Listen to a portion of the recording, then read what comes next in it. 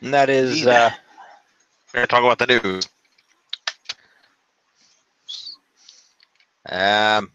There's about 12 things this week, so about an average number.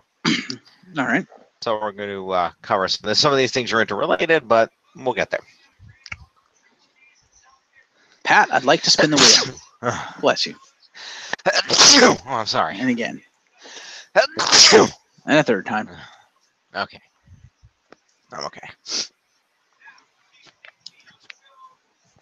Allergies?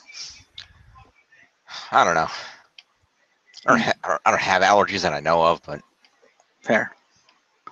Not this. All right.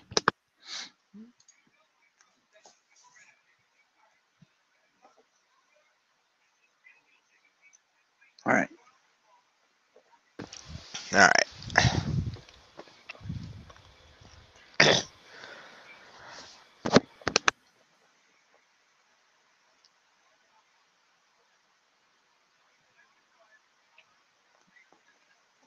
Spin the wheel.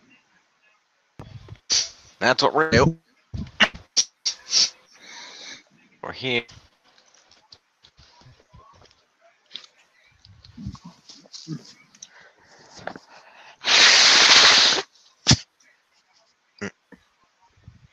Number 7. Number 7. Let's see here. Oh, okay. That's a good one to start out on. Oh, excuse me.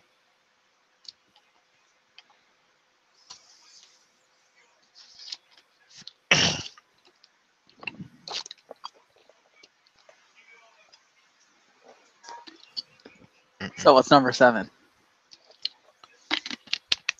Number 7. This week, the 2K19 Collector's Edition was revealed, and it will be the Woo Edition. Yes, it will. There was an official trailer for it. You can check that out. Yep, on WWE's YouTube channel. So, the 2K19 Deluxe Edition will include items, access to the 2K19 Season Pass content, exclusive playable Hall of Famers, 80s-inspired Rowdy Roddy Piper, Dusty Rhodes, and Ricky the Dragon Steamboat. Mm-hmm. Exclusive playable characters, Macho Man Randy Savage from WrestleMania 8, and the 2. Exclusive Jim, playable arena, Starcade. Yep. are you plugged in? No. You should plug in because you're cutting in and out.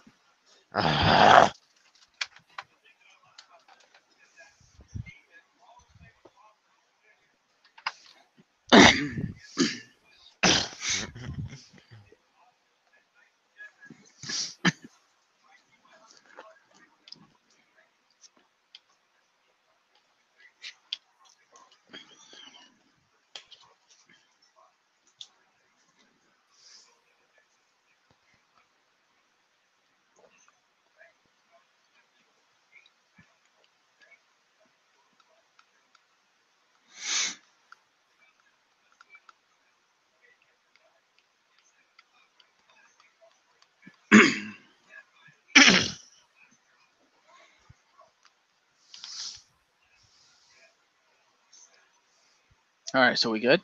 Testing. Yeah. We okay? Yeah. Can I continue? Yeah. Okay. Anyway, as I was saying, the 2K19 Deluxe Edition, which I think they mean Collector's Edition, because usually there's a Deluxe and a Collector's. I think this is the Collector's Edition. Even though they're saying Deluxe, I'm pretty sure that's not what they meant. Okay. Should be.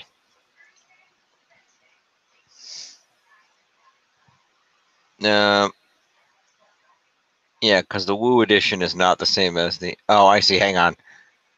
I get it. Okay. Wait, do I get it? Do you get it? No, I don't get it. Well, the collector's edition comes with the deluxe edition. No, I know, but they're not separating the two. They're giving a list of everything that comes with it, but they're not designating when they stop talking about the deluxe edition stuff and start talking about the collector's edition stuff. That's the problem. It's a badly delineated list. Fair. But anyway, just know that overall, if you get the game, you'll get the 2K19 Deluxe Edition, which includes a 2K19 Season Pass digital content, exclusive playable WWE Hall of Famers, 80s inspired Rowdy Roddy Piper, Dusty Rhodes, and Ricky the Dragon Steamboat, exclusive playable characters Macho Man Randy Savage from WrestleMania 8 and Undertaker for 2002, an exclusive playable arena Starcade 1983, an exclusive in-game attire, Ric Flair's WrestleMania 24 robe and Charlotte Flair's WrestleMania 32 robe. Access to the 2K19 pre-order bonus digital content, which is the playable Rey Mysterio, Royal Rumble 2018 character, and playable Ronda Rousey WrestleMania 34 / Roddy Piper inspired attire character. And WWE Supercard limited edition cards featuring 2K19 cover superstar AJ Styles, as well as an AJ-themed 2K19 card back.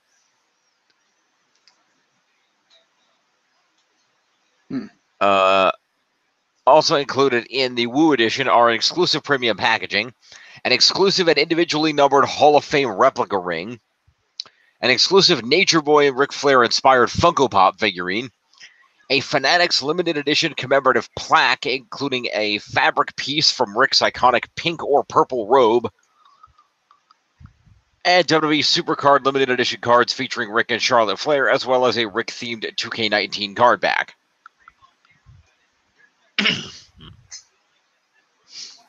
For all my fans around the world, it's exciting and humbling to see my career immortalized through the power of video games, said Ric Flair. This is going to be one styling, profiling, limousine riding, jet flying, kid stealing, wheeling dealing, son of a collector's edition, and you don't want to miss out. Woo!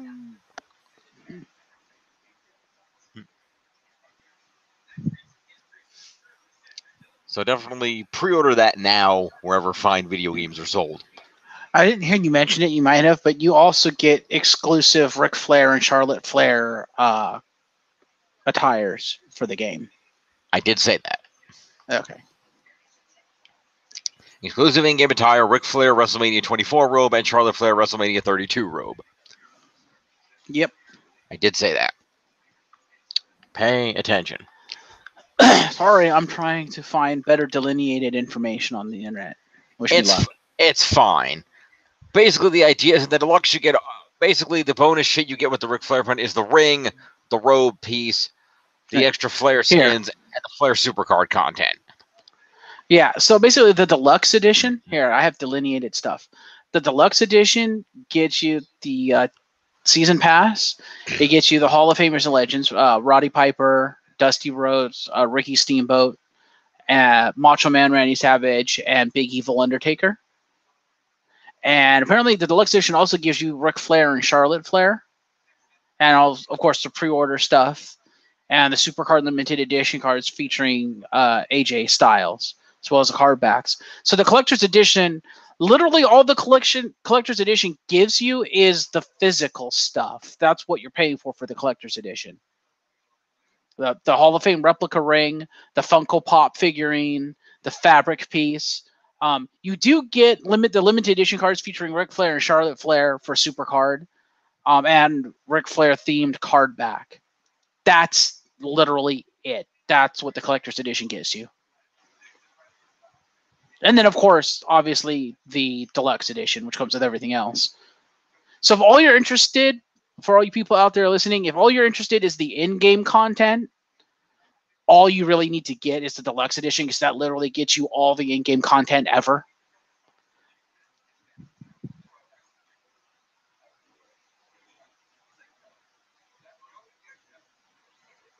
Aside from, Supercard, if you play Supercard and you want the Flair Supercard stuff, then you need the collector's edition. But that's literally the only in-game content the collector's edition gives you.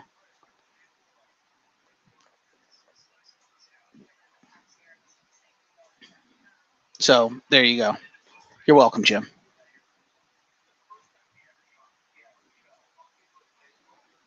Have we lost Jim? No, I'm here. Yeah. So there you go. That's the delineation. Okay, then. Yeah, it's kind of lame that the collector's edition doesn't come with any exclusive in-game content. And that's weird that all the exclusive Ric Flair and Flair style content, in-game content, comes with the deluxe edition. You would think they would have saved that and put that in the Woo edition, but they didn't, apparently. I suppose. So, yeah, there you go.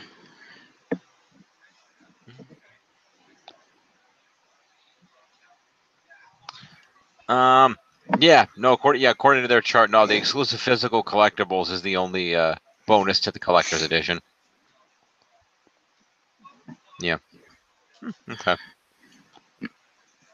Might be worth it for the Hall of Fame replica ring, though.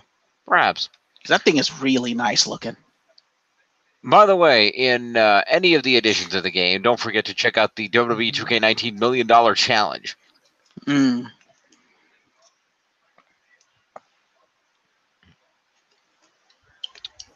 Fair enough.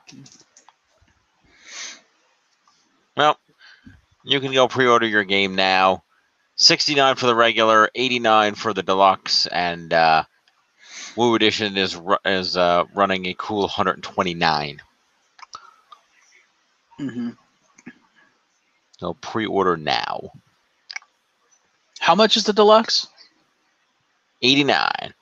$99. 89. So 90 and 130. Yep. So you're paying 40 extra. That's actually not terrible. You're only paying $40 extra for the physical stuff, which Yep. the ring alone is probably worth the $40. Mm-hmm. The other thing is, depending on how you're pre-ordering, you're probably also going to pay a higher shipping cost. Well, yeah, if you order it online. Yeah. Unless, of course, like me, you're Amazon Prime, in which case you're paying nothing for shipping. Mm-hmm.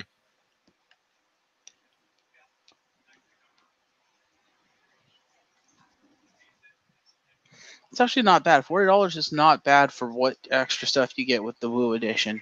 Yeah. Because the physical stuff you get in there is probably worth $40. Mm.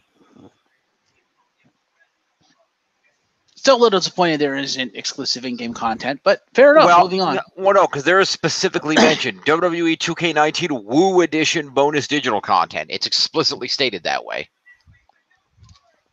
The only bonus digital content you get with the Woo edition is the Supercard content. They're probably counting that as digital content. Because literally, if you read everything that comes in the Woo edition, there is no exclusive digital content for it. Well, I'm telling you what WWE's own advertising poster says. Well, they're wrong. Because all the exclusive digital content is the deluxe edition. And they're not counting that because it specifically says exclusive WWE Supercard content. So, no, they're not counting that. Well, I don't know what to tell you. Because the delineated stuff does not show any digital content whatsoever for the Woo edition. So I'm relatively sure those Flair skins are part of the Woo edition. not according to this. What is this? The delineated stuff that I'm looking at, it says under the deluxe edition, it has the in-game attires. From where? The SmackDownHotel.com. Yeah, well, I don't trust unofficial sites. That's not true. I do. But in this case, I think that's wrong. I don't. Because everything I've seen across everything has shown the deluxe edition coming with everything.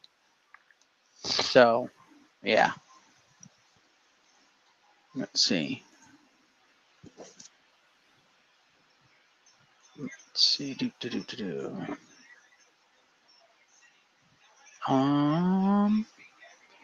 Yeah, no, it's okay. So,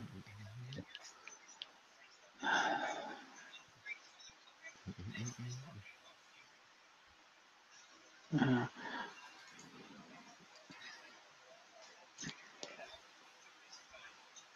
know what, let me go to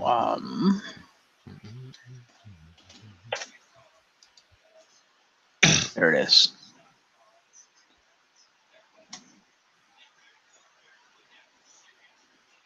Okay, so on WWE.2K.com, Deluxe Edition, Playable Arena, Starrcade 1983, in-game attire, Ric Flair and Charlotte Flair, playable characters, Macho Man, Randy Savage, Undertaker, Ricky the Dragon Steamboat, Roddy Piper, Dusty Rhodes, Rey Mysterio, Ronda Rousey, Season Pass, the video game.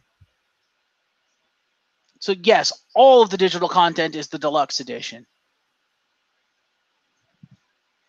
And according to WWE.2K.com, the Woo Edition, you get premium packaging, the Hall of Fame replica ring, the Funko Pop, the fabric, and the Super Card.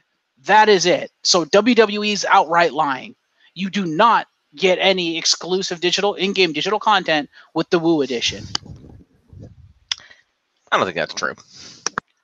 So you're saying you don't even trust 2K now, the people who are making the game? I'm saying that human beings put the information up, but I think it's possible they fucked up because clearly somebody in their marketing department went through a lot of effort to make an advertising graphic image that said Woo Edition digital content. It comes with digital content. No, but it specifically says Woo Edition digital content, exclusive Woo Edition digital content. And quite frankly, I don't think that would have slipped past everybody in management, including Vince McMahon, if that wasn't true. Then why would they not have announced it when they announced the Woo Edition? That makes no sense. I think they did. My point is, I think they've badly delineated the whole thing. I don't think they've properly indicated which is which. I think somebody at 2K fucked up. Except on 2K's website, they have literally delineated editions, standard edition, deluxe edition, Woo Edition, and they have listed what comes in it on their website. There is no slip up here. It is properly delineated. The game makers themselves said it's basically on their website. It says all the digital content comes with the deluxe edition. The Woo Edition has none. Literally, the developers are saying this, Jim. You cannot question that. Yes, I can, because the marketing department of the publisher says otherwise. Yes, because the publisher knows better than the people actually making the game.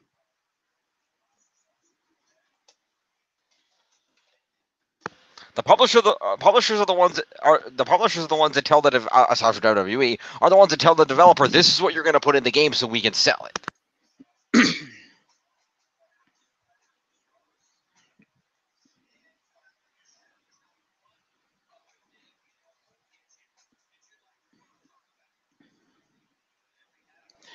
Yeah, well, I don't really trust WWE because they're assuming that's correct because I haven't seen that thing yet. But of course, I'm not looking at WWE's website. They're literally the only people saying that there's exclusive content. The only people, and that includes the developers. I'm sorry if they're the only ones saying there's exclusive content, and the developers themselves are saying it doesn't. I'm gonna say WWE is wrong. When literally everything else says no, all the digital content comes with the deluxe edition.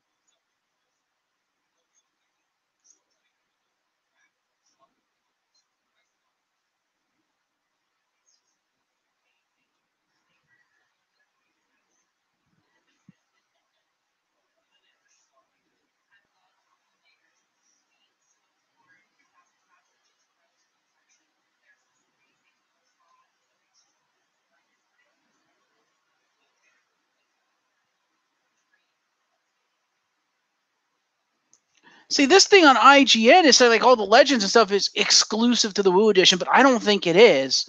Because literally everything else says it comes with the deluxe edition, including what's on 2K's website themselves. Because literally, if that stuff doesn't come with the deluxe edition, the deluxe edition literally comes with nothing, which is dumb. Like the deluxe edition needs to come with something more than just the season pass. Like I could see the in-game attire being exclusive to the Woo Edition. I think that should be.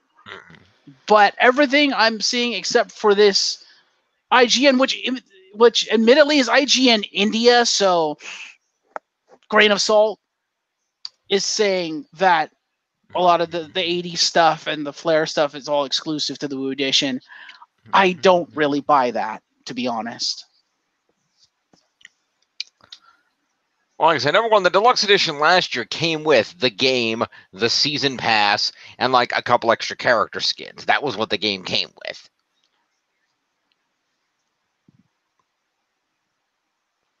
Okay. So that's probably what it comes with this year. That's what I'm saying. All that extra shit probably is Woo Edition. But why would the developer themselves put it wrong on their own website? That makes no sense. Because they're human. They make fuck-ups. But all across the website? Even all across. It's one website. Wait a minute.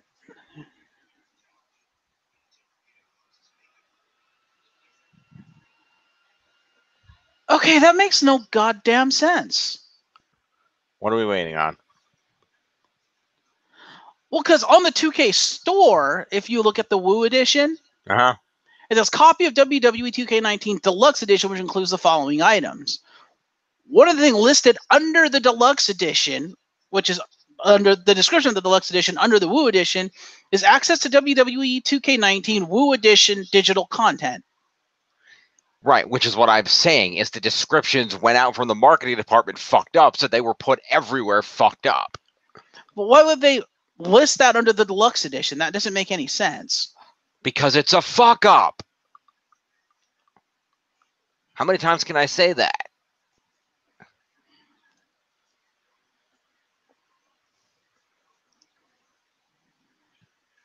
Because it shows right here. The 2K19 Woo Edition includes the 2K19 Deluxe Edition, which includes 2K19 Season Pass and 2K19... Oh, yeah, it does show that under there. Oh, you're right. That's weird. It listed under the... Yeah, even on the advertising image it says that. Huh. I didn't notice that. And that's the weird thing, because if you look on the delineated stuff, under the straight up Deluxe Edition itself, not under the Woo Edition, under the Deluxe Edition, the stuff that you would think would be the Woo Edition digital content is actually listed under the Deluxe Edition, like it comes with the Deluxe Edition. No, you're right. In the image, it shows that in the image, because it says 2K19 Deluxe Edition, and then it shows the little bullets, and it says 2K19 Season Pass, 2K19 Woo Edition bonus digital content, and then it talks about all the other shit. So it's almost like you don't need the Woo Edition to get the Woo Edition's digital content. That's what it sounds like. Which is really fucked up. Because then what's the point of getting the Woo Edition? Physical bonuses. Yeah, but if that's the case, then why bother calling it the Woo Edition digital content? Because at that point, it's not the Woo Edition digital content. When you can clearly get it without the Woo Edition. That's kind of false advertising. I don't know.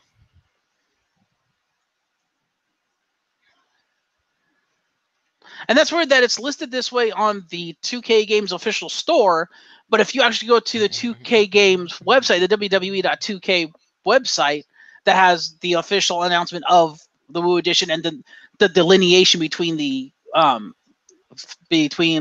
versions, it doesn't actually list it as Woo Edition digital content. It just lists all the content, like the Ric Flair and Charlotte Flair tires, the Roddy Piper and all that stuff. So nowhere on the WWE 2K website does it even advertise it as Woo Edition content. It's just digital content that you're getting with the Deluxe Edition. That's how it's advertised. Yeah, I don't know. That's weird. And of course, all the stores haven't updated yet, so we don't even know what they're telling the stores. All the stores say is, content content to be announced later this summer, which, well, it's now later this summer. Mm-hmm. Well, we'll have to wait and see, because I feel like it was a slight fuck up. I feel like the Flair skins are probably coming with the Woo Edition. I would put money on that. Because remember last year when they released the Cena Edition? The Cena Edition, the difference with the Cena Edition was that it came with all the physical collectibles and the 2 John Cena skins. That was the difference, because everything else was shit that you were getting regardless. See, it would not surprise me if the Flair attires, the Starrcade Arena, and the Legends pack is coming with the Woo Edition. And that the other 2 come with the Deluxe Edition. The Roddy Piper and Undertaker come with the Deluxe Edition. That seems to me how it should be. Because if you think about it, Starrcade 83 is famous because of Ric Flair. And the 80s pack, you look at who's in it, they are all notable rivals of Ric Flair. Maybe. Like I said, we'll have to wait and see. That's all we can do. Yeah. Let's move on. We got other news to cover. We talked about this long enough. Yeah. Either way, you could pre-order any of the editions of that game now. Mm-hmm. All right, where's my wheel? There we go. So what else we got? 6. All right. So this is a follow-up on an earlier story. So, do we remember the Ballad of Grandmaster Sexay? Oh, I heard about this. So apparently, you may recall that last month he was arrested for DUI and evading cops in Tennessee. Earlier this month, sorry. Mm-hmm. According to official documents, the cops spotted the 46-year-old pro wrestler speeding and swerving around 1 a.m. on July 7th. Mm-hmm. The cops attempted to pull him over, but Lawler failed to stop. His real name is Christopher Lawler. He's Jerry Lawler's son, for those that don't know. Mm-hmm. Cops attempted to pull him over, but Lawler failed to stop because, according to police, he was trying to make it home. Once Lawler finally stopped, cops say he reeked of booze and had an open 12-ounce can in his center console. So they arrested him on the spot. Lawler, formerly part of the tag team Too Cool with Scotty 2 Hotty, was taken to a nearby station where he was booked for DUI and evading arrest, and bail was set at $40,000. This comes just 1 month after he was busted for allegedly running from a hotel bill in Memphis, which I believe was in the neighborhood of $800. Yep.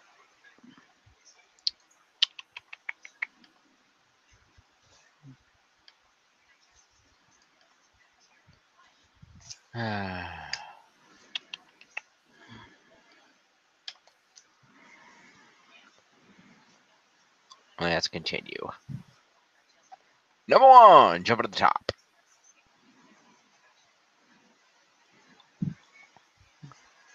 All right, let's talk about this. This is just a fun little note. Some new champions.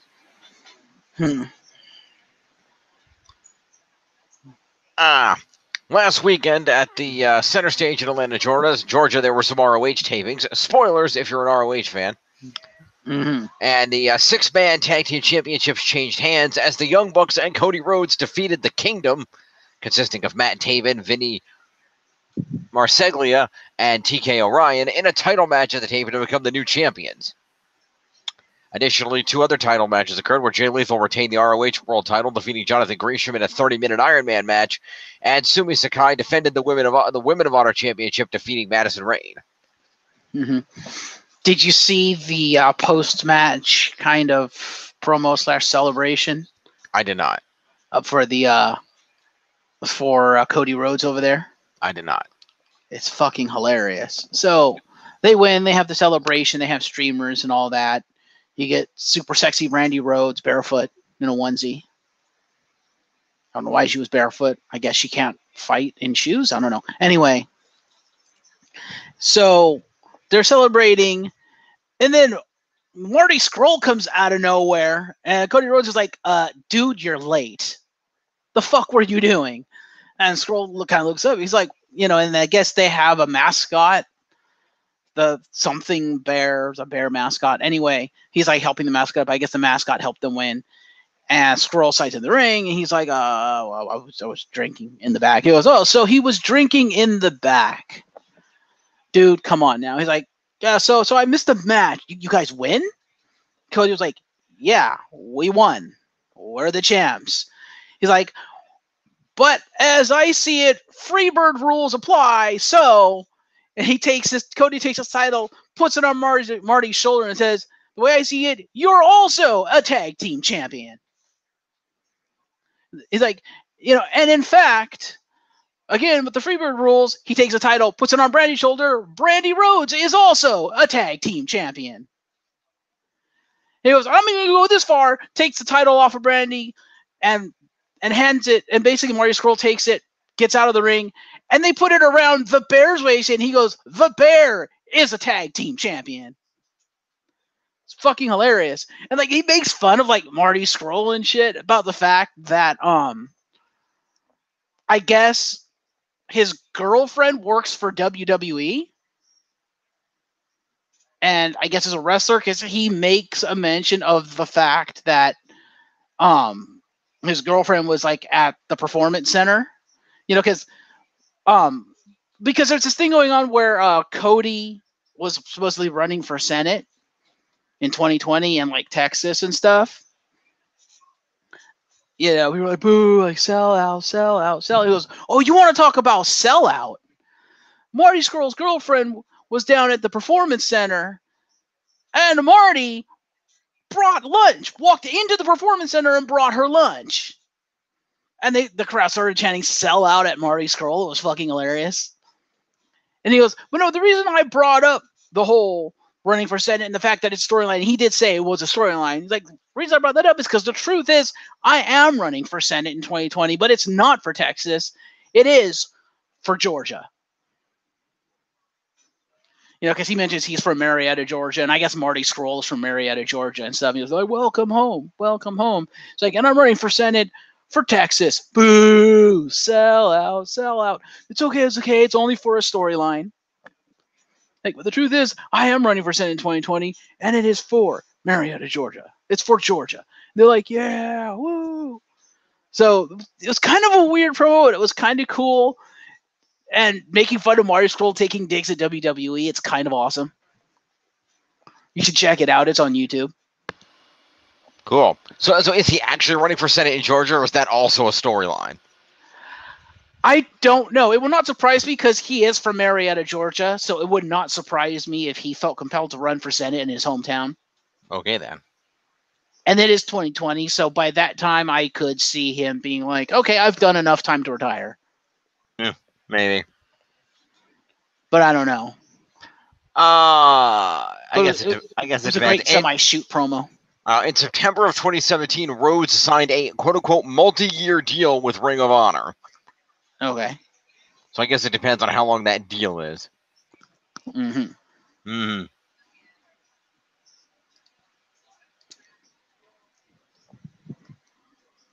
Yeah, so apparently the villain Marty Scurll has been at the Performance Center more than once because his girlfriend wrestles for WWE. Fair. I'll make of that what you will. It's good to know.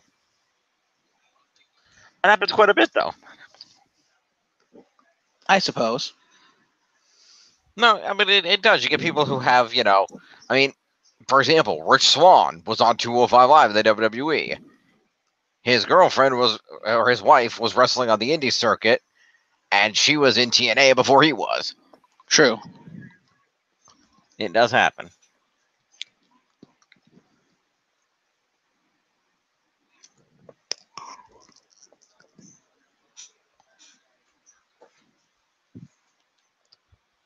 Wait.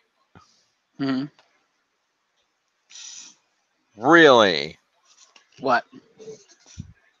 That's interesting. Hang on. If that's true, that's very interesting. What's that? Let me see. Let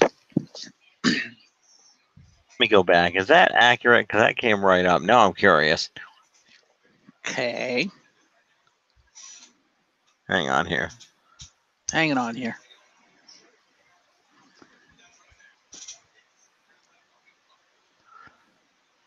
Because now I'm wondering, because that came right the hell up. And now where?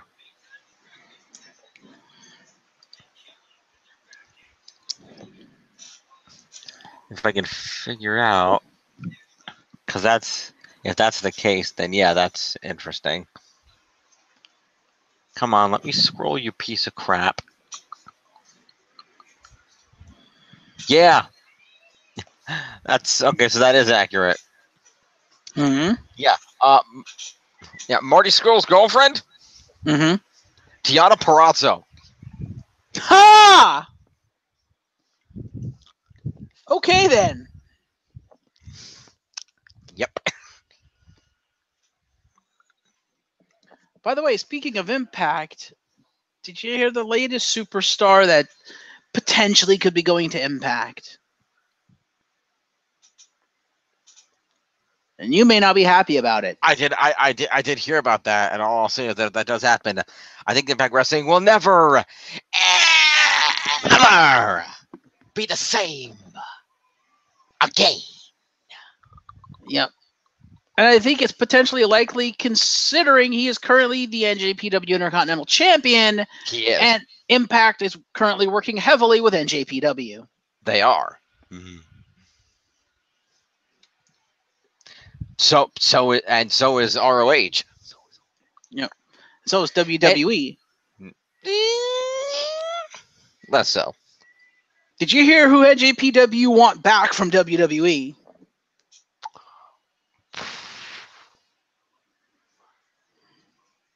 I could take a guess.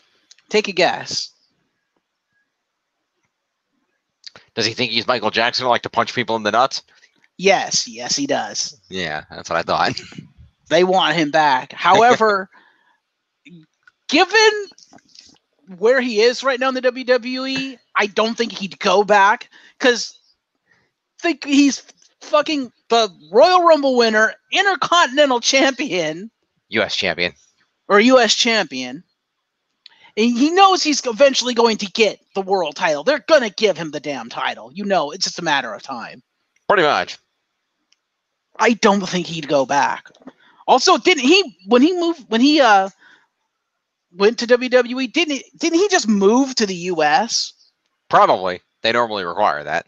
So like, I don't think he would just up and move back to Japan. I think that would kind of not make sense. Maybe not. But yeah, so that's who they want back. Okay. Not surprising. Anywho. But yeah. Also, we'll see. in classic WWE fashion, WWE wants someone from NJPW who used to be at NXT, and WWE kind of burned their bridges with him, and he fucking left the indie circuit, went to NJPW, and became the hottest thing in the fucking indie circuit. So Well, yeah, you done fucked up. Well, that happens sometimes. You never know who's gonna make it big. Yeah, but so WWE is interested in getting him back, and he's like, and he's basically put a statement of, "I ain't fucking going back. Are you shitting me? They already fucked me over once. I ain't going through that again. They can go to hell."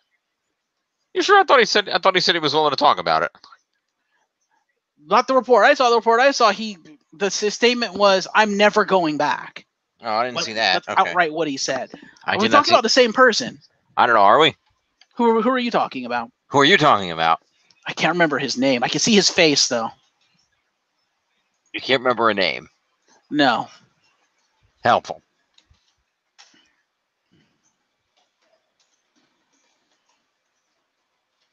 You were useless. But you can't remember a name either. Here, Matt Riddle. Oh, no. Matt Riddle is going to WWE. It's fucking. Oh, what's the guy's fucking name? I was talking about Kenny Omega. No, not Kenny Omega. Kenny Omega's interested. Matt Riddle actually is coming to WWE, but that's not who I'm thinking of. Oh, let's see. Yeah, Juice Robinson. Okay, that's an interesting name. Yeah, it's a very interesting name. Let's see if this actually tells. Juice Yeah, Robinson. he entered at NJPW in 2015. He is built a solid reputation for himself among NJPW's heavy hitters. Mm-hmm. Yeah, he's one of the most flamboyant characters in the company, so he's like top tier. God damn it, it doesn't actually tell who, because he was an NXT under a name, and I recognize the name too. Oh, here it is. CJ Parker. He was CJ Parker, and he actually made, when he was asked about that, about, hey, WWE's interested in taking you back, Juice Robinson was like, fuck WWE. Fair. I respect that. Yeah. Anyway, yeah, it's interesting to look at the state of wrestling, because it's funny enough. I compare it to the state of video games. Okay. Because I kind of look at it like this. Everybody wants to play nice with each other except the WWE. Mm-hmm. So it's sort of like ROH, IJPW, Impact. It's sort of like these guys are Microsoft, Nintendo, and PC, and WWE is over here being Sony. Yeah. It's like, no, we're not gonna let you. Even though everybody else is playing nice, we're not gonna play nice. It's like, well, fuck you do. Did you hear about Matt Riddle coming from CZW going What to about? WWE? I did hear about that, but I have never heard of the dude before tonight. So Do you have this in the news? I do not, because I never heard of the dude before tonight. The monumental fuck up and leak, which I find hilarious. I have no idea. Because apparently there's advertisement for CCW New Heights where Matt Riddle's going to have his last match. Mm. And the original promotional poster has the words, "Don't miss one of Matt Riddle's final indie appearances before going to WWE," which was promptly pulled and replaced with, "Don't miss one of Matt Riddle's final indie appearances." So apparently, whoever put the promotional poster together wasn't supposed to put "before going to WWE" in there. Mm. And CCW was like, no, shit, pull that. Yeah. But it was too late because, as we know, say it with me, folks, the internet is forever. And once that hit the internet, it's forever. Yeah. So yeah, Matt Riddle is in fact coming to WWE. Although the big kind of spoiler for that was the fact that just recently here, a lot of the dates that he was going to be working, that was around like SummerSlam weekend and stuff, all of a sudden got pulled. All of a sudden he was unavailable for it, and people theorize that Matt Riddle's going to show up at NXT Takeover during SummerSlam weekend. Okay, so then. Be on the lookout for that. But yeah, marketing department faux pas, ladies and gentlemen. Yep, pretty much. Let's continue.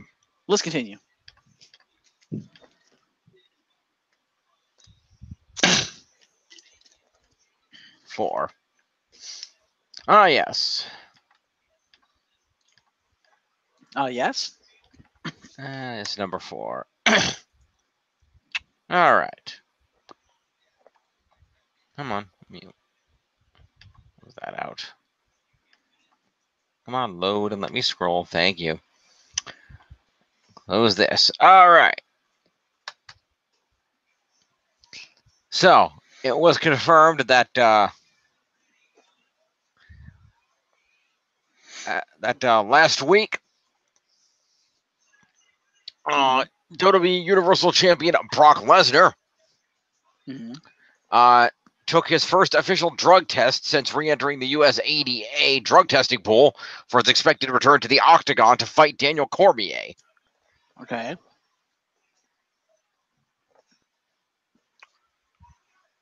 The athlete test history on the US ADA website confirms that Lesnar provided his first sample this past week after he re-entered the testing pool as of July 3rd. As noted, Cormier made it clear that he will not fight Lesnar if he is not clean. Brock's got to be clean, Cormier said. I'm not going to fight him if he's not clean. We'll do USADA testing and we'll do other testing. We'll do testing above USADA to make sure this man's clean because I'm not going to fight him if he's cheating. I've done that on a number of occasions already with others. I don't want to fight him if he's dirty, man. Do it the right way. So we will see if Brock Lesnar is able to make it through the testing period clean.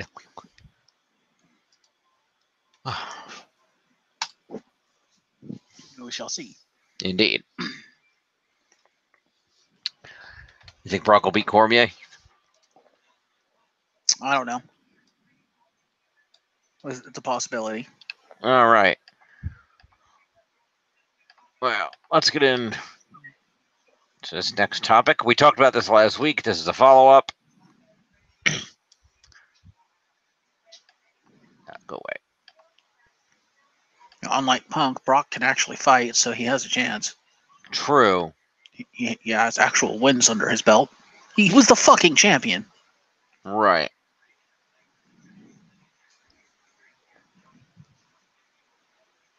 Drugs or not, that still is modicum of talent that gets you there. You can't do that on drugs alone. Mm.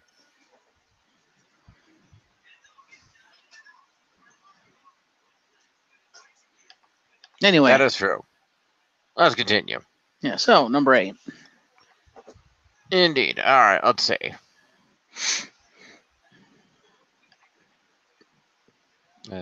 So let's talk about the Mae Young Classic. Sure. We have some more competitors. The next set of competitors are as follows. We have Zeuxis, if I'm pronouncing that correctly. Zeuxis. I think it's Zeuxis. Zeuxis. Yeah. Zeuxis? I don't know. Anyway, a proponent of lucha strong style, Zeuxis enters this year's field with a decade of ring experience and more than 800 matches under her belt. Calling herself Puerto Rican Power, Zeuxis boasts a combination of strength and speed and has frequently ended matches with the top rope Spanish fly. She's a multi-time champion in Mexico and Japan, and last September collected perhaps her most important accolade yet, defeating Princesa Suyahit, a competitor from last year's Classic, in a mask versus mask match. Well, number 1, the X could be silent. True. So Zuil. Number 2, she uses fucking. Oh, who uses that move on 205 Live? Is it Lindsay Dorado? Probably. So she uses his finishing move. Okay. Yeah. So, will she soon add the Mae Young Classic trophy to her list of accomplishments? We also have Isla Dawn from Scotland. Well, you know what? I think it's Mustafa Ali that uses that move. Okay. Anyway. Yeah. Isla Dawn turned heads with her recent outing at the WWE UK Championship Tournament special on the WWE Network. This self-described modern-day witch employs a hard-hitting style that draws from her background in kickboxing and dance that has carried her through promotions across Europe. Molded by influences as varying as Goldust, her first WWE action figure, and Killian Dane, who saw her in a play and encouraged her to begin wrestling training, Dawn hopes to put a spell on her competition in this year's Classic. Kickboxing, so she's actually kind of a grounded fighter then. That's going to be interesting. Mm-hmm. She should be good competition for the MMA contingent over there in the women's division. Indeed. We have Lacey Lane. Stands to be one of the most well-rounded athletes in the entire Mae Young Classic. Newly signed to the Performance Center, she was a member of the 2012 NCAA Division II Championship basketball team at Shaw University, where she graduated magna cum laude. Deciding to give wrestling a try, she studied the mat game under Hall of Famers the Dudley Boys. Before joining the Performance Center, she made waves on the independent scene in both the U.S. and Mexico. And lastly, we have Karen Q. If you want a competitor who's tough, cunning, energetic, acrobatic, and just flat-out entertaining, look no further than Karen Q.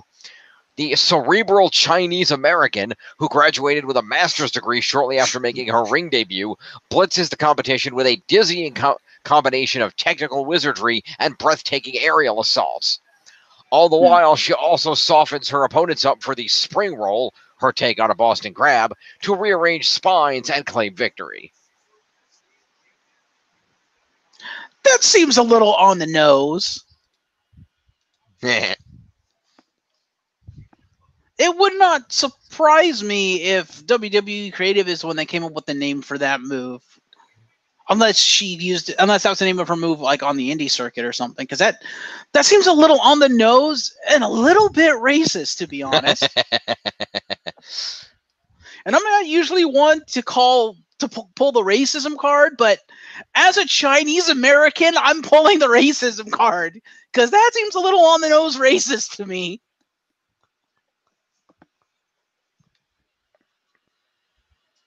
It's clever, but in the era of PC, do you really want to be doing that? Apparently they do.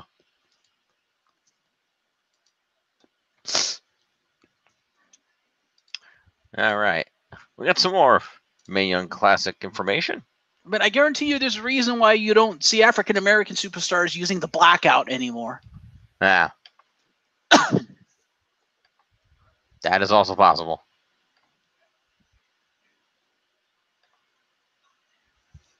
Seems like this crop of female talent is going to be exciting to see, and I can't wait to see these women in action. It's also worth noting that that Karen Q is also a former member of the ROH women's division.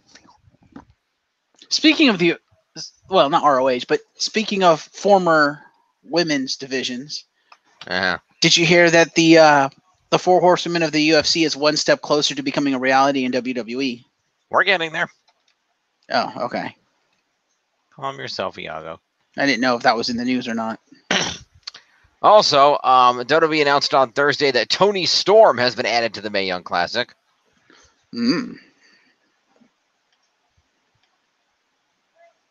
the heels of challenging women's champion Shayna Baszler last month in England, NXT UK superstar Toni Storm is going to come and rock the Mae Young Classic again. As first reported, she's a 9-year ring veteran from Australia, and she's going to return to the Classic for a second year. She made it to the semifinals last year, turning heads by earning 3 straight victories before falling victim to tournament winner Kairi Sane. So she's definitely coming back. They also added another participant this year. Okay. And that being Meiko Satomura. Okay.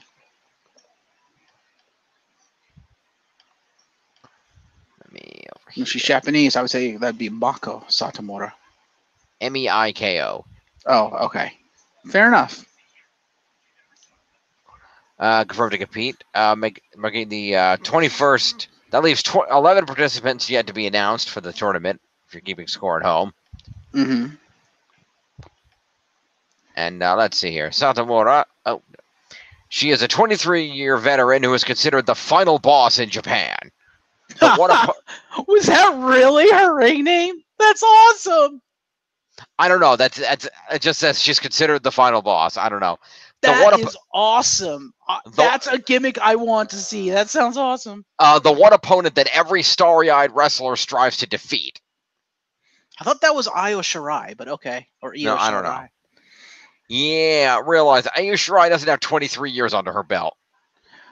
No, but she is widely regarded as the best female wrestler in the world. True, but Meiko Satomura is literally referred to as, and I quote, a head-kicking demigod. Okay, then. A living legend in the Far East, Satomura began training for the ring in 1994 at age 14. Jesus. She made her professional debut the following year and stands as one of the few active competitors whose origin dates to Japan's thunderous women's wrestling boom of the 1990s. Viewed as a top prospect from day one, Satomura even competed in WCW earlier in her career. Mentored by Shigusa Nagayo, one half of the famous Crush Girls tag team, she also trained under catch wrestling icon Billy Robinson. Known for her debilitating Death Valley bomb and explosive Scorpion Rising axe kick, Satomura is a master of Joshi strong style, the hard-hitting in-ring style associated with Japanese female wrestlers. As the founder of Sendai Girls Pro Wrestling, she has been a formidable advocate for women's wrestling. With such vast experience, Satomura may just be the most daunting competitor to be named to the Mae Young Classic yet. So she uses an axe kick. Hey, Alicia Fox, take notes. Yeah, pretty much. Also, if she's this much of a legend in the business, if she loses, people are going to be pissed. Yeah.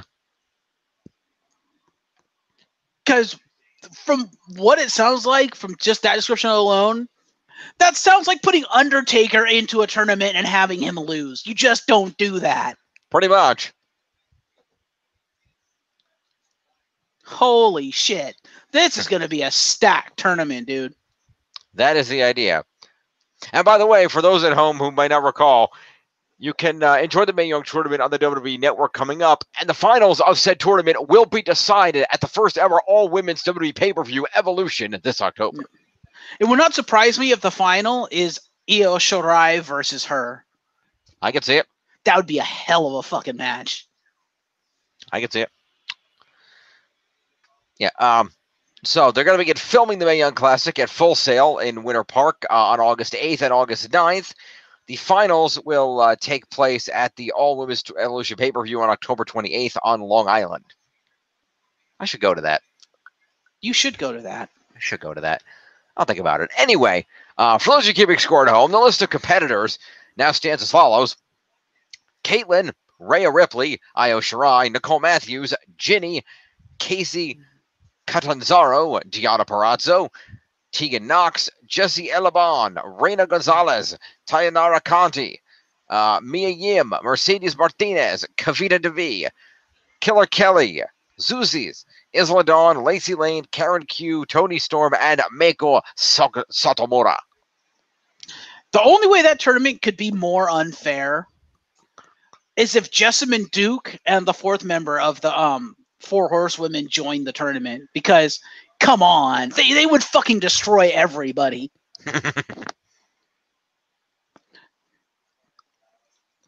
With the possible exception of the British kickboxer. Mm-hmm. But I think they would fucking destroy her too. But none of them are in there. I think Jessamine Duke has yet to even debut, but the other girl, and I keep forgetting her name. I keep forgetting the fourth girl's name. God damn it. You fail, sir. The fourth girl. That's who I was talking about earlier. Okay, then. You said you have that, so. Yeah, we're going to talk about it.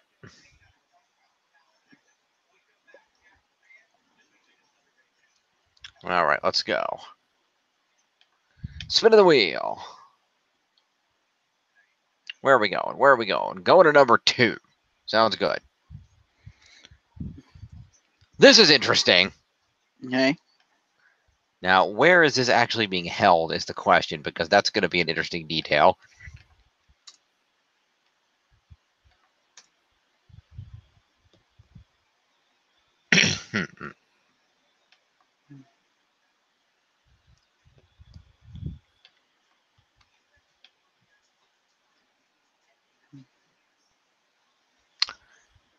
Okay, now what is the actual...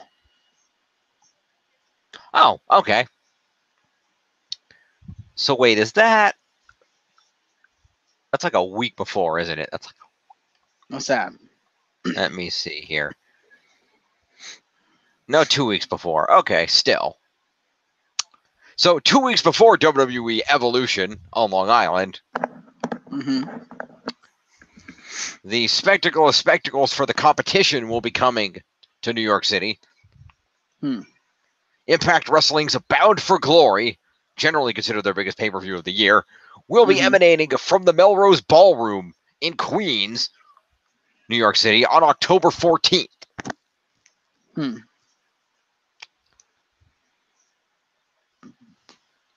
There is a video announcement of that. I'm not going to play it right now because you can't see it, so that'd be a waste of time. But yeah, so Bound for Glory will be coming October 14th. And that, like I said, that's their WrestleMania. Right. So, which is hilarious because I'm pretty sure they intended Slammiversary to be their WrestleMania, and that shit didn't happen. Yeah.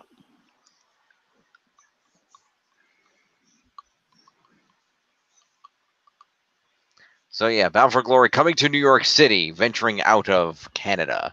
So, big deal there. So we have that going up against Evolution, and of course ROH's event the day before WrestleMania. Competition's getting fierce. Yep. Which is funny because if Impact, ROH, and NJPW got together, pulled their resources, and got a good TV spot on a globally syndicated channel, they could easily go head-to-head with WWE on Monday. Oh yeah. If they put their money together and they got a time slot on like TBS or some shit, they could totally do it. Absolutely. Interesting to see. Anyway, moving along. Yeah, so Bound for Glory is coming. More competition. Spinning the wheel. Numero 9. Speaking of the competition. That timed out well. Segue. ROH has announced a series of dates and locations for this year's Global Wars Okay. tour featuring NJPW stars. The stars of Okay. Ring of Honor and New Japan Pro Wrestling will join forces again this November for 4 big events on the Global Wars tour. ROH will make its much anticipated return to Maine to kick off the tour on November 7th.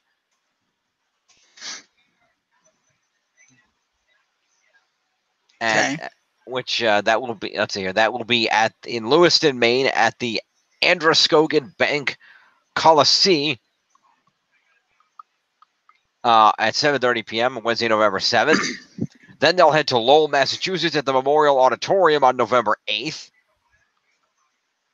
Following this, ROH will return to Buffalo, New York for the first time in more than a year when they make a stop at the Buffalo River Works on Friday, November 9th. And on Sunday, November 11th, they will be in Toronto, Ontario, Canada at the Mattamy Center. Global Wars events have been must-see shows since their inception 4 years ago, and the action in ROH and NJPW has never been hotter.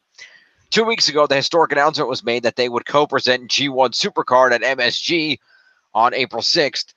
Oh, so NJPW is actually co-presenting that event at MSG. Damn.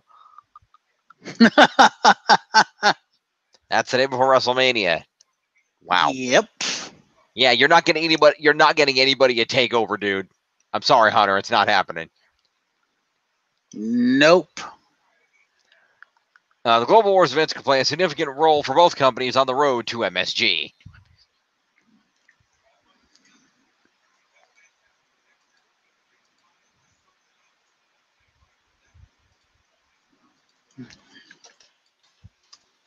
All right. Spinning it. 10. All right. We were talking about the women before. Let's talk a little bit more about the women here. Briefly.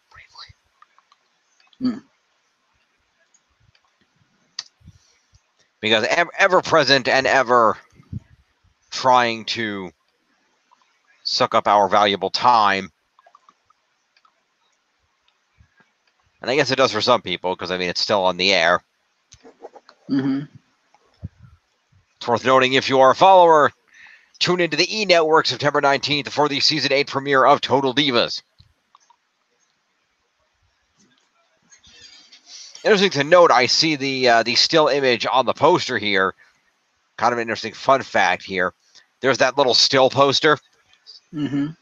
Where that's the still image for the YouTube video. Looking at the women on the poster, front and center on the poster, Paige. Okay, then. So I'm wondering if one of the big focuses for this season is going to be her forced retirement. Maybe. Because it's Paige. She's got a Bella on either side of her, of course. Mm-hmm. And then on the left side behind Nikki are Nia Jax and Lana. And on the right side behind Brie are Natalya and Naomi. Total Divas. I just noticed I see Natalya's wearing cat ears. That's kind of fun, I guess. Did you see what WWE used for the promotion for that? I did not. Oh my! How did you not? Oh my God! That's like the news story for Total Divas, dude. Holy shit! Okay. So WWE tweeted out the promotional stuff for Total Divas, and they said Total Divas are all caps, all in. Okay, then. Yes, WWE fucking went there. To which the Young Bucks. This is fucking awesome. So the Young Bucks did this. You can see me, right? I can. Nobody else can. Yeah, make everyone else see me. Okay, you're seeing. So the Young Bucks tweeted an animated GIF, and it's of Cody Rhodes. Imagine I'm Cody Rhodes standing in a hallway like this, and the camera zooms up to his ear like, what did you say? To which Nikki Bella responded to Cody Rhodes on Twitter, saying, LOL, we felt the same way when we heard too. Flushed face emoji. So apparently, even the Divas did not know WWE was going to use All In as the catchphrase for Season 8. Ha. And apparently, Cody Rhodes is now sneakily going to try to pilfer the entire Divas division. Okay, then. Or the Young Bucks are just having fun because WWE is stealing their catchphrase. Yeah, one of the two. But I thought that was kind of hilarious that WWE using that did not escape the notice of the Young Bucks and Cody Rhodes. No, of course not. That Cody's like, did I hear that right? So, you know how you were talking about competition and it's heating up? Uh-huh. WWE says, hold my beer. Yeah, well. Shots fired.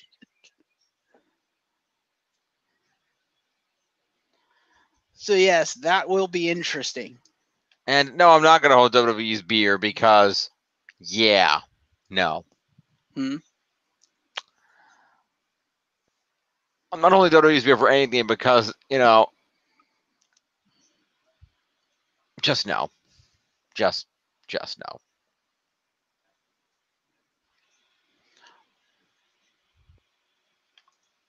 Also, on a tangentially related note, coming soon to a podcast near you, 10, 10, 10, 10.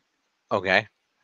Yeah, Ty Dillinger tweeted out he wants to do a podcast. He's like, but whose podcast should I be on? So if anyone wants Ty Dillinger to be on your podcast, he's looking. Tweet him up. Fair enough. All right. Let me go ahead and put the wheel back up. Yep. I'm surprised you missed that because that's like all over the fucking place. I did not see that. Fair. Yes, Total Divas is coming back, so check all that out. They're apparently all in. Apparently.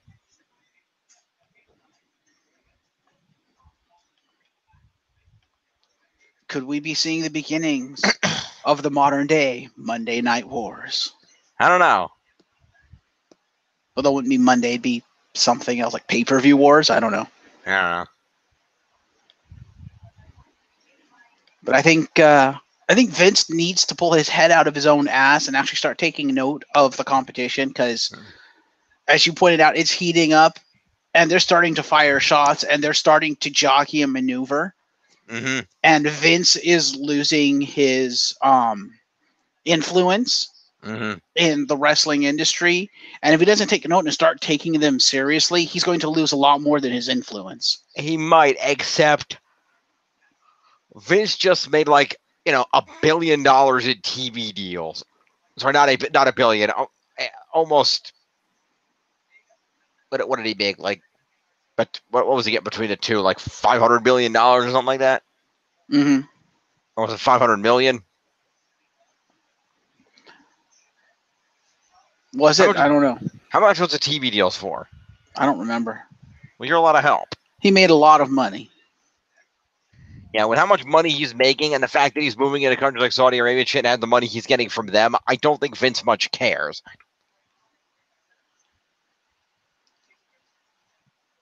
He's gonna have to start caring when these so-called lowly non-competitors start moving into his turf and taking away all his ticket sales. Like you said, nobody's gonna fucking go to NXT TakeOver because everyone's gonna be at that other event, the Global War. So it's like you can have all the TV deals you want, but you're not gonna have the ticket sales, and that's gonna hurt a lot. Sorry, 278 million was the amount in total between the two TV deals. Also, if he starts losing the ticket sales more than he already is, because the ticket sales for like Raw and SmackDown and stuff are already kind of slumping. But if the other competitors, the other promotions start muscling on in his turf and actually working together, which it seems like they're starting to do, and they start taking away those ticket sales even more, the networks that just paid all that money for WWE are not going to be happy, and they will demand restitution from Vince McMahon. So just because he has the money now, if he doesn't start taking this shit seriously, all that money could go away very easily because he is not the richest man in the world. Far from it.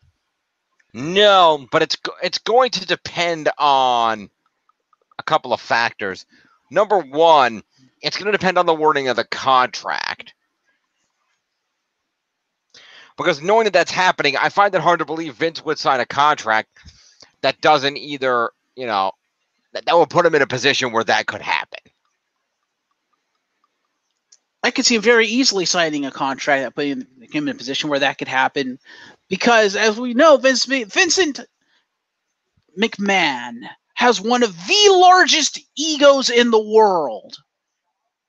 VKM has one of the largest egos in the world. I could see him, especially given the fact he's signed these contracts before basically all this shit happened, all the moves started to be made, and Madison Square Garden told him to fuck off and all that shit. I could see him being so full of himself and being arrogant enough to be like, I am a god, I am untouchable, therefore I don't need this clause because it's never going to happen. He signs the contracts without the clause. Then all of a sudden, fucking Madison Square Garden turns around and tells him to fuck off.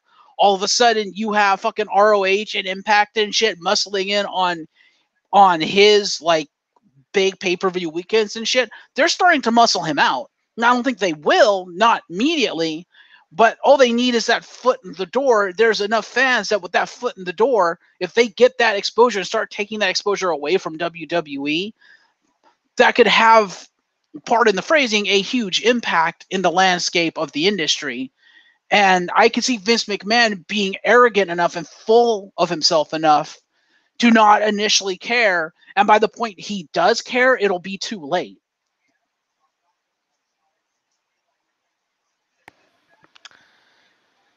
I don't think so, because as long as Vince can make it look good on TV, it doesn't matter how many people are in the fucking arena. And honestly, they've been doing okay. I mean, it's mostly the house shows and shit. They're not getting people on. The TV tapings they haven't been doing bad on, particularly Raw. If you really want answering for that question, I wasn't going to cover this, but we can talk about it since you went there. What's that? Well, WWE had a conference call earlier this week with Vince and the executives. Okay. As they're wanting to do. Was hosted by Vince, co-presidents George Barrios and Michelle Wilson, and investor relations Michael White. Mm-hmm. White's read through some legalities, and then they were... Vince talked about WrestleMania and the Greatest Royal Rumble, and also mentioned the new television rights agreements and touted the Mae Young Classic. He also said there will be additional new content that will be announced shortly, quote-unquote. There was a financial presentation, and they opened the phone lines for callers.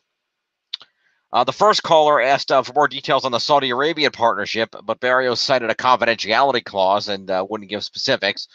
Said they've been talking for the last 10 years to invest in data to understand their fans better, and also spoke about investing in digital and international markets, and all that led to this deal, and noted that it's a 10-year partnership which will include major events like GRR, and added that they're still working on the timing.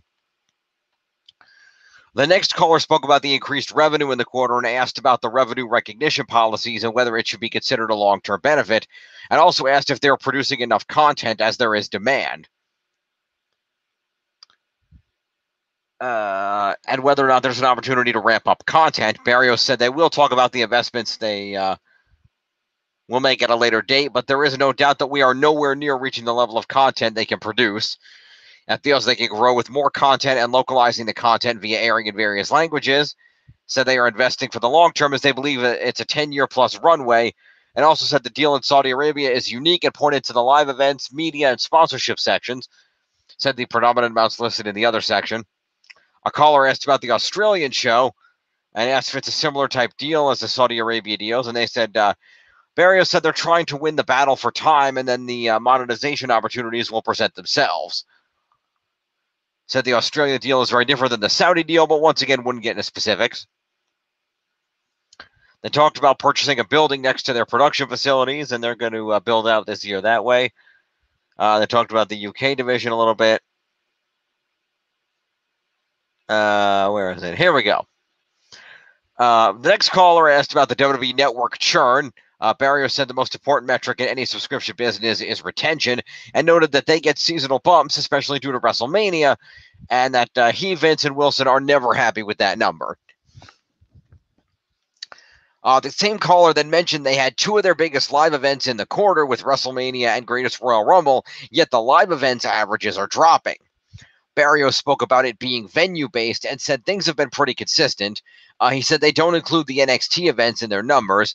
And when it comes to international events, he said it depends on what country they're running in, and it's not the same profile year to year.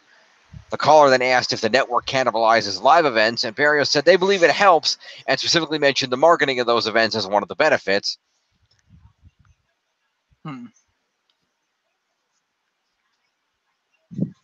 And there were some other things talked about. Some network, some WWE, potentially a WWE Europe brand expanding from UK to the entirety of Europe, things like that. But generally speaking, they don't see the live events as a problem. Not right now. But then again, no one's tried to muscle in on their live event side until now.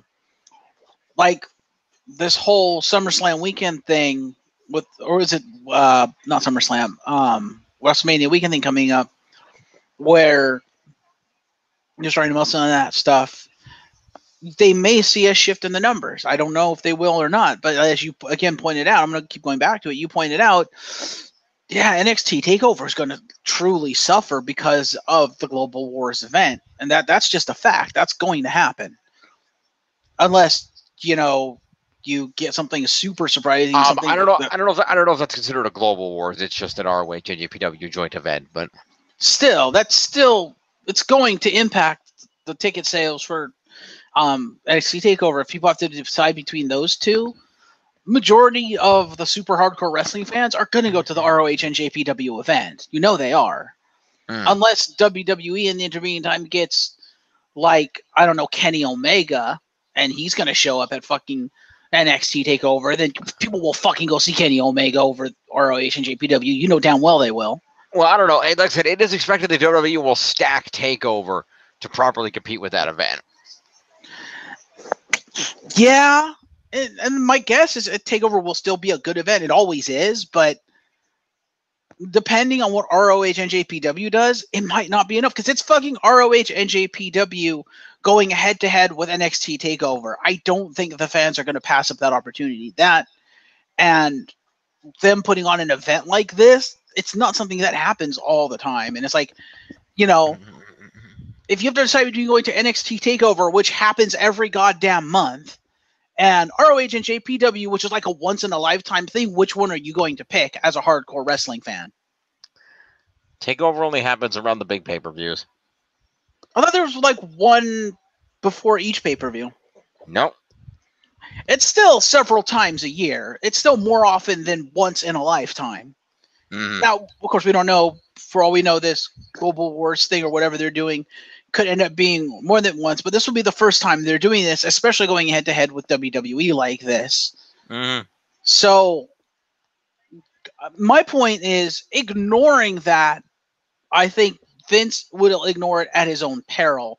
I think he's going to underestimate what this joint venture is going to do, and just overall what all the little pokes and pricks at the hard, like super adamantium outer shell the WWE is going to do. Between that, the MSG thing, and like you said, if they can get their act together and maybe get some timeshare on a TV channel, that will chip away at WWE's TV buys. Like the fact that these organizations are starting to realize they can work together, have a partnership without compromising the industry, and actually have a chance at fighting it back against the juggernaut that is WWE, I fully expect to see the partnership continue on and expand and grow to the point that together they will create this juggernaut collective that can take on the WWE. And I have the sneaking suspicion Vince, in his arrogance and in his ego, is going to ignore it and not take it seriously until it's too late. And then he's going to have a full-fledged war in his hands. We're going to have a modern-day version of the Monday Night War. And the question is going to be, can Vince and WWE win a war at this stage? We'll see. We will see. especially with, if you think about it, if you look at it, yeah, their buys are up and stuff. That's because in the local market, especially here in the United States, there isn't that many options. But if you look at fan response, at WWE Universe response, a huge portion of the universe is turning against WWE, especially with the Roman Reigns thing. A lot of the fans are like, look, you need to listen to us, WWE. This isn't the shit we want to see. And they voice it every time. At every fucking live event, they voice it, and WWE doesn't listen. But they still go to it anyway because there's no other options, and they do like wrestling, and there's still stuff in WWE they like.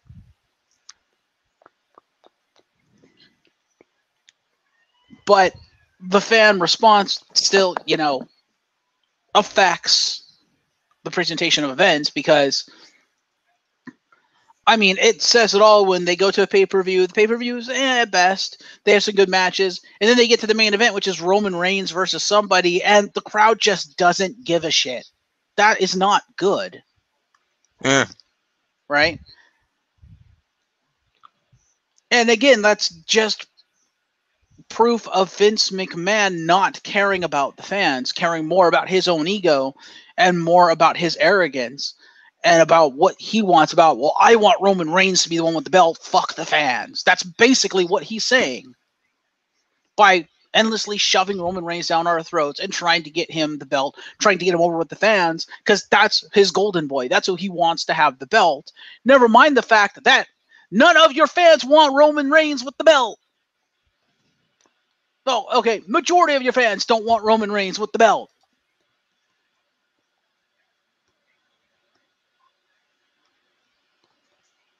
And that's the other thing that could work against WWE is the fact that they have a tendency, especially with the main roster, to not listen to the fans, to kind of push the fans away. And if they continue to do this and you see an Impact / ROH / NJPW collective spring up and start actually giving these jilted fans, these jilted WWE Universe fans, another local alternative. And the local alternative is, hey, you know all these superstars you love from our promotions that you can't really see locally, regularly? Guess what? Now you can. Come join us. Guess what? They will. We'll see.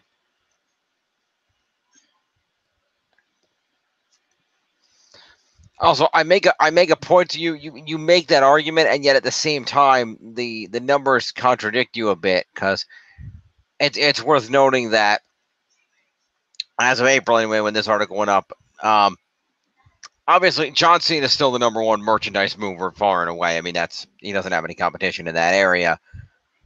But yes, it's worth noting that Roman Reigns is usually number two. Roman and AJ go back and forth between 2 and 3. That's because the majority of the WWE Universe, and I count myself among them, and I'm sure you're among them too, don't hate Roman Reigns. Nope. Majority of the people don't have a problem with Roman Reigns. He's perfectly fine. He's probably a nice guy. He's not, he's a half-decent wrestler. What they hate is what WWE is trying to do with him, shoving him down our throats. And, the fans would just say, look, it's nothing against Roman. We just don't want him as a champ because we're sick and tired of him. We want to see other people get an opportunity.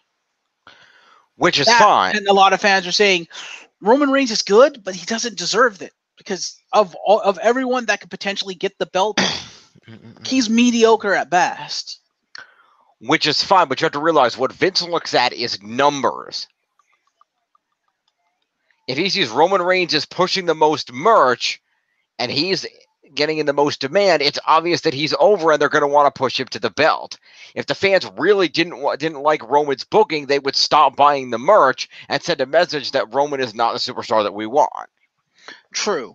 I would also say, I would imagine a large percentage of Roman's merch is kids' merch because, let's be honest, the reason why he sells so much merch is literally the exact same reason why John Cena moves so much merch. It's kids and it's women who want to jump him. Let's be honest here. Maybe. It is. I guarantee you it is. Because kids love him for the same reason they love John Cena, because he's genuinely a nice guy and he's like a hero to them, and that's perfectly fine. And then women love him because he's fucking hot and they want to jump him. Fair enough. And that's going to merge. Like, let's be honest. You don't like Roman Reigns that much. I don't like Roman Reigns that much as a wrestler, and we would never buy his merch. But let's be honest here. If you had a young son or daughter who loved Roman Reigns and wanted a Roman Reigns t-shirt, you would buy them a Roman Reigns t-shirt, would you not? I should point out I own a Roman Reigns t-shirt. You do, but you got it super fucking cheap. True. Anyway. So then that's my point is, regardless of your personal opinion of Roman Reigns, if you have kids, your opinion doesn't matter. That's my point. Perhaps. But that's the point, though, is Vince's target audience right now is kids. That's who he's marketing at. If the kids like Roman, he's going to push Roman.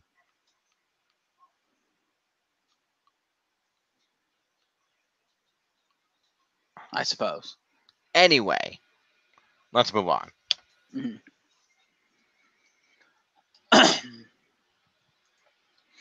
12. This is kind of interesting.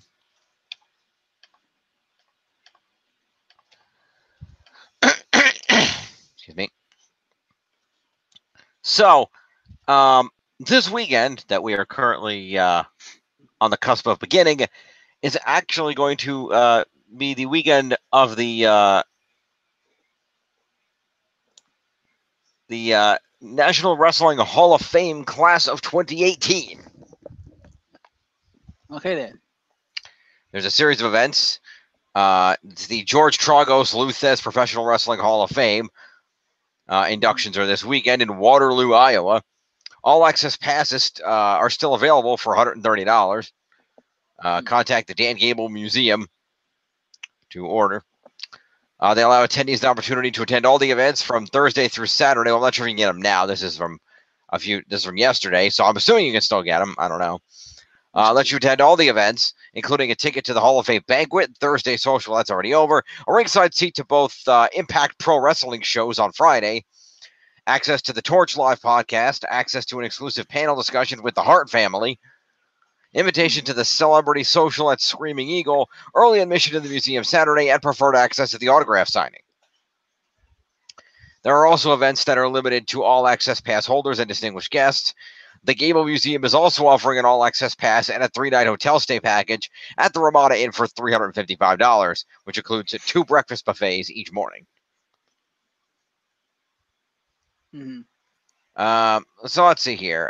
You can become a lifetime member. You should contact National Wrestling Hall of Fame, Dan Gable Museum. Dan Severn and Owen Hart have been selected for induction into the Hall of Fame. Brett, we mentioned that in the article that Brett was talking about last week. Award winners are Booker T for the Luthez Award, Bruiser Brody for the Frank Gotch Award, Ben Askren for the George Tragos Award, and Koji Miyamoto for the Jim Melby Award. Well, at least Owen Hart's going to be in some sort of Wrestling Hall of Fame. Impact Pro Wrestling will host the Hall of Fame Classic for the second consecutive year. This year's tournament's first round match is Bob Holly versus Colt Cabana. Yes, I just said that. Colt Cabana. Bob fucking Holly out of nowhere. Hardcore Holly. Where the hell's he been? Okay, spark plug. Isn't he one of the trainers in the Performance Center? Everybody says that, but no, I don't think so. No. Because I thought he was there, and I also thought he runs his own wrestling school. That part I believe is true. Let's see. Hardcore Holly. What are you up to these days? Spark plug. Let's see. Independent circuit stuff. Yeah, he shows up on the independent circuit from time to time. Pretty much what he's doing now, just showing up every once in a while.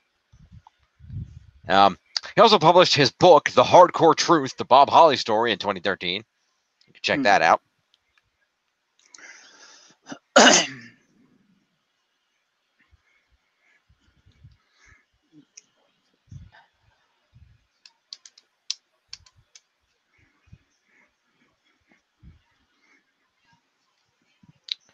So yeah, he just kind of shows up at indie events now and again.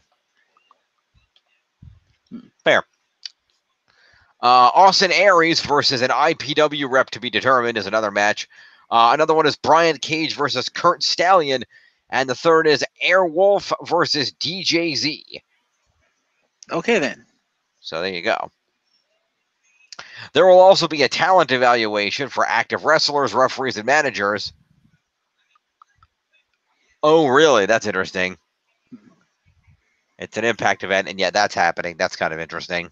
What's that? That's really surprising that they're... wow. What's that? There will also be a talent evaluation for active wrestlers, referees, and managers with current WWE scout Jerry Briscoe and JJ Dillon. Okay, then. So that's interesting. Oh, yeah, you asked what Bob Holly was up to? Last year, he shot a short film called Thanks for Reading. Cool. Yeah, there's a long list of people scheduled to appear at the event. And some of them do include, obviously, WWE is involved in the event. So, let's see. The WWE Tag Team, The Revival will be there. Okay. Five-time NWA World Champion and current WWE producer Adam Pearce. Booker T, of course. Queen Charmel. Road Warrior Animal will be there. Jerry Briscoe, as mentioned. Wes Briscoe will also be there. B. Brian Blair, the Cauliflower Alley Club president, and half of the Killer Bees. Larry the Axe Hennig will be there. Father of Mr. Perfect, and of course, grandfather of Curtis Axel. Austin Aries will be there. The TNA and RH champion. Dan Severn. Stan Hansen's going to be in the house. There you go. Stan Hansen, AW. Wow, really? So we're going to say Stan Hansen, AWA World Champion and All Japan Triple Crown Champion. We're not going to say WWE Hall of Famer. We're just not going to mention that. Okay. I'm surprised WWE's letting, like, the fucking Revival go there. What the shit? Well, it's like I said, it's one of those things where it's one of those, this is a neutral wrestling thing that everybody's in and we all have to behave each other deals. Nikita Koloff will be there. Tony Garea, Ben Askren, JJ Dillon as mentioned. Rob Schamberger, the WWE resident artist, is going to be there. Brian Cage and Colt Cabana. Ben Brown, DJ Z, and aka Zema Ion, Bob Holly, Cowboy Bob Orton, going to be in the house. Charlie Thez, the widow of Lou Thez, of course. Barbara Goodish, the widow of Bruce Brody. Bill Murdoch, former Lou Thez Award winner. Jason Sanderson, another Lou Thez Award winner. Koji Miyamoto, of course, Japanese wrestling historian, who is being honored.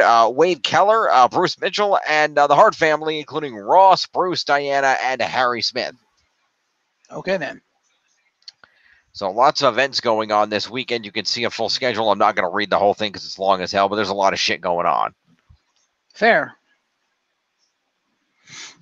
Now, I guess it's not as much as I thought. All right, fuck it. So yesterday there was Thursday rather, Jason Sanderson's social and kickoff event at the Dan Gable Museum. There was a pro wrestling trivia hosted by BCP Live at the Ramada and open mic with Mike Johnson at the Ramada. Today there was the opening of the museum, registration for pro wrestling evaluation. First time available to the public, vintage footage featuring JJ Dillon, Jack Briscoe, Jerry Briscoe, and others. Pro wrestling evaluation, a Hall of Fame Classic 8-person tournament, Hall of Fame podcast with Wade Keller and Bruce Mitchell of PW Torch at 5 Sullivan Brothers Convention Center. Vendors open up in the lobby of the 5 Sullivan Brothers Convention Center prior to the opening of the Impact Wrestling Show. The Impact Wrestling Show itself, and an after party for all access pass holders and distinguished guests at the Screaming Eagle. Coming up today on Saturday is a lifetime members only breakfast at the Ramada Inn and a tour of the room where the National Wrestling Alliance was formed 70 years prior with 5-time NWA champion Adam Pearce. The museum will open at 10. Pro Wrestling Iowa podcast in the National Wrestling Hall of Fame Museum Conference Room. At 11, it'll be a tribute to Owen Hart with the Hart family for all access pass holders. At noon, the doors to the Hall of Fame Dan Gable Museum will open to the general public. At noon, Memories of Bruder Rosie panel discussion at the museum with Barbara Goodish, Stan Hansen, Herb Simmons, and Tony Garea, hosted by Midnight Guthrie. At noon will be a Facebook Live Independent Pro Wrestling Showcase with Mike Johnson at the National Wrestling Museum. 1:30 p.m. will be a photo op with the class of 2018 and professional wrestling legends in the George Tragos Luthes Professional Wrestling Hall of Fame wing. 2 p.m. is an autograph signing with the Legends. 5 p.m. is a Hall of Fame reception at the Five Sullivan Brothers Convention Center. 6 p.m. is the induction banquet at the Convention Center. 7 p.m. is the induction ceremony with Adam Pearce as Master of Ceremonies. And at 9:30 p.m. will be an informal gathering at the Single Speed Brewery. So, lots of great events there. Let's move on. Let's. Got 3 things left. Which will it be? 3. Ah, yes. Speaking of All In, we talked about that earlier. Mm-hmm.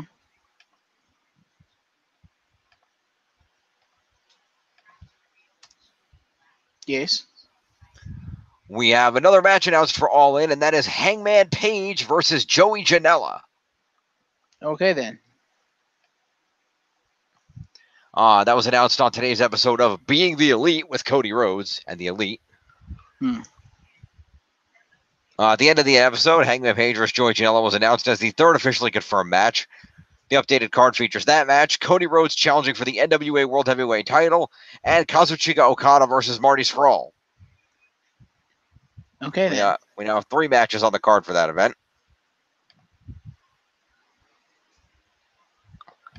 And I have another note about All In here. Let's talk about that. Because, well, we don't know the capacity. Another name was announced to be attending All In. And it was announced by Matt Jackson, one half of the Young Bucks, via social media. And that is that well-known independent superstar Bandito will be there.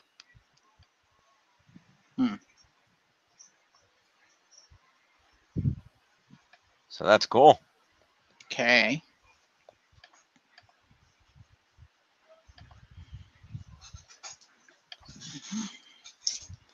And we have 2 articles left. Oh, what's the wrong one? Over here.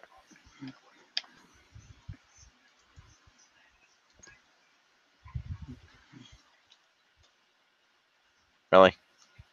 You know what? I'm overriding the wheel. I'm going in the other order. I don't want to do it in that order.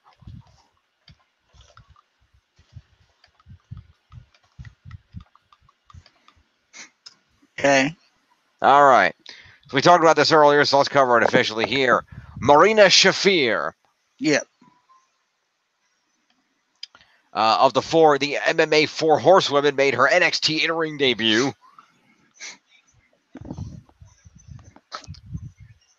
Her and Jessamine Duke, 2 of the 4 members of Ronda Rousey's 4 Horsewomen, were advertised to make their in-ring debuts at a non-televised live event in Largo, Florida.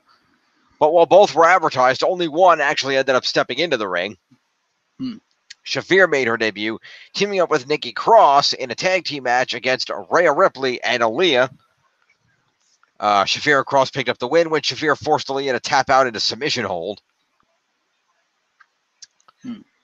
Both Shafir and Duke joined Rousey and Shayna Baszler in WWE as all the 4 Horsewomen members reported to the Performance Center in Orlando in May. Though she did not work the Largo event as advertised, Duke is expected to make her in-ring debut in the very near future. So we do now have the MMA 4 Horsewomen present. All right. So will that 4 Horsewomen versus 4 Horsewomen match happen at Evolution? I wouldn't be surprised. And speaking of Evolution, that is our headline story this week that we have saved for last. Okay. Well, it'll, of course, come up again tomorrow when we're recapping Raw, but we're going to talk about it now. Press release went out, and, of course, it was mentioned on Raw that for the first time in WWE history, an all-women's pay-per-view will be taking place. WWE Evolution will emanate Sunday, October 28th at 7 p.m. from the NYCB Live, home of the Nassau Veterans Memorial Coliseum in New York.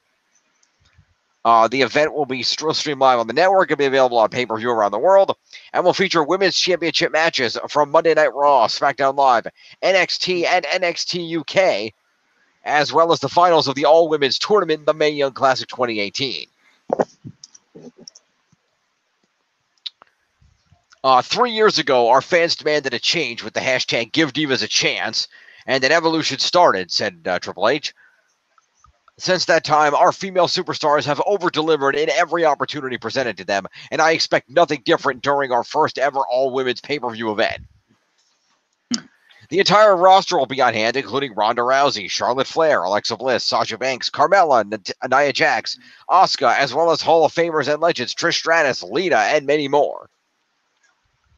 The historic event marks another milestone in WWE's women evolution, said Stephanie McMahon. The spotlight just got brighter for these athletic, talented women who will once again showcase to the world that they can break down barriers and blaze their own trails. Tickets will be available starting Friday, August 24th at 10 a.m. via Ticketmaster and nycblive.com or by calling the phone number. So definitely be prepared and stay tuned for more information on that. Also confirmed via Twitter, by the way, is that Beth Phoenix will be there, although she has absolutely no idea what capacity yet. Okay. Although I would be, given how all in they're going, no pun intended, they're going on this women's pay-per-view capacity, I'm expecting a women's commentary desk, and I'm imagining Beth Phoenix will be on it. If she's not wrestling, yeah. Yeah. I don't see Beth wrestling. Why not? She wrestled in the Royal Rumble. Yeah, but she didn't have to do much. Dude, she almost lifted Nia Jax. What do you mean she didn't have to do much? That was the one thing that she did, though.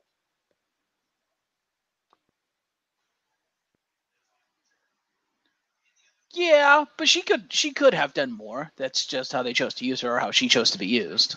Yeah, so I don't know.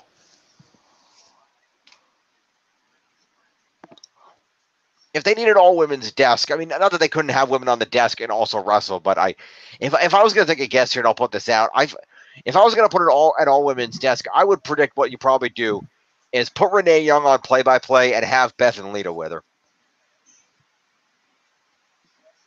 Except, wasn't Lita and Trish already announced as competitors at the event? They're announced as being at the event. Yeah. We don't know in what capacity. Fair. You know, in all honesty, for an all-women's event, if I was going to choose a legend to come back to work in a non-competitive capacity, you know who I would reach out to? Who? Lillian Garcia. Well, yeah, I don't doubt. I wouldn't be surprised if she was around to at least do the anthem and maybe some ring announcing. Or put her on the desk. She can talk. She can. I mean, they could try that.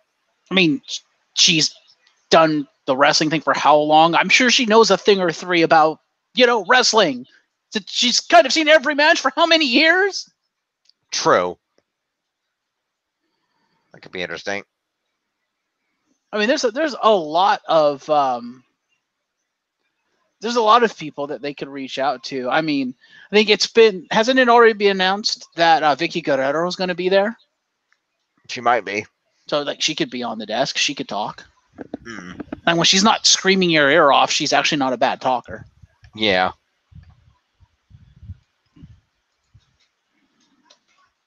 It'll be interesting. Yep.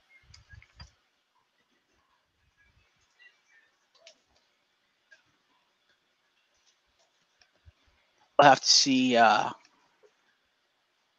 have to see what they do. Yeah.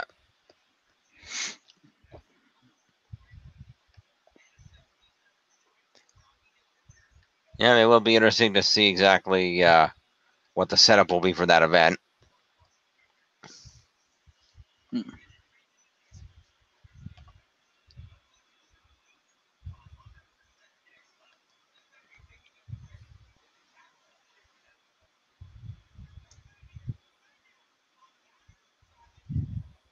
Oh, holy shit. I kind of want to see her do that. What's that? I was looking up Meiko Satomura. Uh-huh. I was looking at her Scorpio Rising, which now I know why she calls it Scorpio Rising. Ah. Because I'm literally 8 days older than she is. Ah. So, yeah, when my birthday is, we're Scorpios. That's what she calls a Scorpio Rising. Anyway. Oh, okay, that's fair. Yeah. So she's actually not that old, which is interesting. But I was looking at her moveset on the Pro Wrestling Wiki, And the Scorpio Rising is an axe kick to a kneeling opponent while using their knee for leverage. So literally, she runs, jumps off their knee, and axe kicks them across the back of the head. Ow. Yeah, I kind of want to see that now. Okay, then. That sounds kind of awesome. No, I want her in the game just so I can take that move, because it's, come on, that writes itself. Scorpio Rising. And it sounds awesome.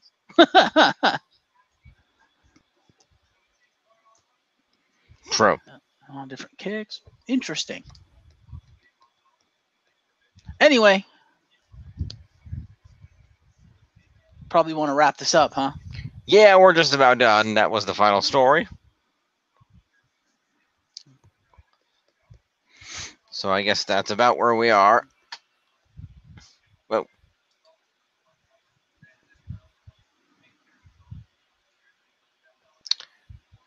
all right. So with that, there we go. All right. So this has been the news. Geoff, thank you for joining me. You're welcome. And we will see you folks tomorrow for the usual shenanigans. Scoring, all kinds of good stuff like that. Indeed. Peace.